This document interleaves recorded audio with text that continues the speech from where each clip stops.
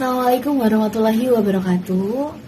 Halo teman-teman, kenalin namaku Ratna Putri Pradita, mahasiswa program studi pendidikan agama Islam dengan NIM 21000314049. Nah, dalam kesempatan kali ini aku akan menjelaskan kepada teman-teman semuanya mengenai definisi ataupun jenis-jenis dari model pembelajaran.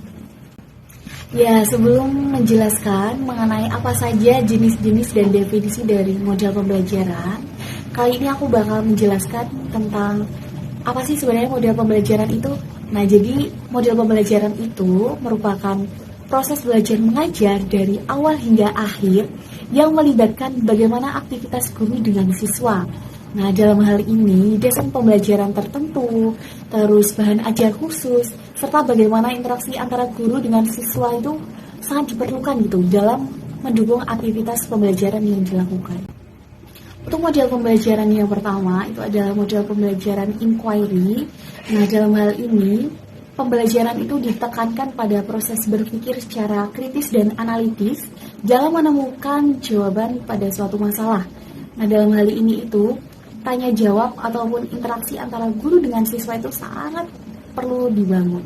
Yang kedua, model pembelajaran kontekstual. Nah, dalam hal ini itu bertujuan dalam membantu guru dalam mengaitkan antara materi yang diajarkan dengan situasi di dunia nyata yang dialami oleh para siswa gitu. Jadi, para siswa itu terdorong untuk membuat hubungan antara pengetahuan yang ia dapat dengan penerapan kehidupan sehari-hari yang mereka jalani. Yang ketiga, model pembelajaran ekspositori. Nah, dalam hal ini, guru itu menyampaikan mata pelajaran secara verbal, bertutur secara lisan itu sangat diperlukan gitu, dalam memaksimalkan dalam model pembelajaran yang diterapkan ini. Nah, jadi sebagian besar materi yang disampaikan itu materi yang sudah jadi gitu. Jadi materinya itu memuat data dan fakta sehingga konsep-konsep tertentu itu dihafal gitu, sehingga tidak menuntut siswa untuk berpikir dua kali gitu, atau berpikir ulang mengenai materi yang sudah diajarkan. Selanjutnya adalah model pembelajaran berbasis masalah. Nah, di sini peserta didik dilibatkan untuk memecahkan suatu masalah melalui tahapan metode ilmiah sehingga peserta didik dapat mempelajari pengetahuan yang berhubungan dengan masalah tersebut. Selanjutnya, model pembelajaran project based learning. Nah, di sini peserta didik itu dijadikan sebagai subjek utama atau pusat dalam aktivitas pembelajaran tersebut. Nah, jadi dalam hal ini itu menitik beratkan proses belajar yang hasil akhirnya itu berupa produk. Jadi di sini itu siswa itu bebas dalam menentukan aktivitas belajarnya. Entah itu siswa mau berkolaborasi dengan temannya ataupun merancang produk keluaran yang itu menunjang keaktifan siswa gitu. Selanjutnya, model pembelajaran kooperatif. Nah, di sini aktivitas pembelajaran yang dilakukan itu modelnya menjadi beberapa kelompok belajar kecil gitu. Jadi di dalam satu kelas itu membagi menjadi beberapa kelompok yang di situ setiap kelompoknya itu akan ada aktivitas pembelajarannya masing-masing. Nah, di sini tentu juga guru itu menjadi pemberi umpan gitu dalam menciptakan pembelajaran yang berkooperatif. Lalu, model pembelajaran PAIKEM, pembelajaran aktif, inovatif, kreatif, efektif, dan menyenangkan. Nah, di sini guru itu sebagai perancang pembelajaran untuk memotivasi dalam mengemas pembelajaran itu sendiri. Jadi, di sini siswa sangat terlibat sekali dalam proses pembelajaran.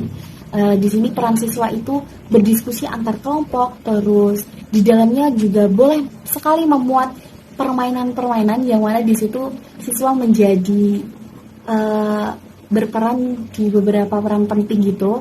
Terus bisa juga melakukan eksperimen dan presentasi kelompok. Lalu, model pembelajaran kuantum.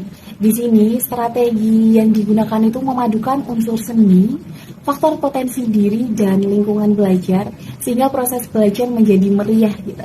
Nah, contoh dalam capaian kegiatan pembelajaran ini yang pertama itu Misalkan memberi gambar yang sesuai dengan pembelajaran yang sedang dibahas. Lalu yang kedua itu memberi kesempatan kepada siswa untuk menyampaikan hasil karya mereka itu melalui presentasi yang di depannya itu ada beberapa siswa yang lainnya gitu, ikut menyaksikan dalam proses presentasi ini. Nah, untuk contoh aktivitas pembelajaran yang ketiga itu mengajak siswa untuk merevisi dari pembelajaran yang sudah dilakukan. Nah, dalam hal ini selain mengikuti pembelajaran ataupun mengikuti tahap-tahapan belajar oleh guru, di sini siswa juga dituntut untuk mengidentifikasi kira-kira kekurangan atau kelemahan dalam proses pembelajaran yang dilakukan itu apa gitu. Sehingga dalam hal ini pun siswa dapat tergerak lebih aktif dalam menemukan suatu problem dalam permasalahan dalam pembelajaran. Selanjutnya, model pembelajaran rangkap kelas itu di sini menggabungkan beberapa siswa yang terdiri dari 2 atau 3 tingkatan kelas dalam satu kelas dengan pembelajaran yang diberikan oleh satu guru. Nah, dalam aktivitas pembelajaran ini, faktor dilakukannya itu karena kekurangan guru. Jadi di sini belum meratanya penyebaran distribusi guru itu menyebabkan di beberapa wilayah persekolahan itu di daerah terpencil itu sangat minim sekali pendidik. Ya, sekian teman-teman beberapa materi yang bisa aku sampaikan. Kurang lebihnya mohon maaf. Sekian, wassalamualaikum warahmatullahi wabarakatuh.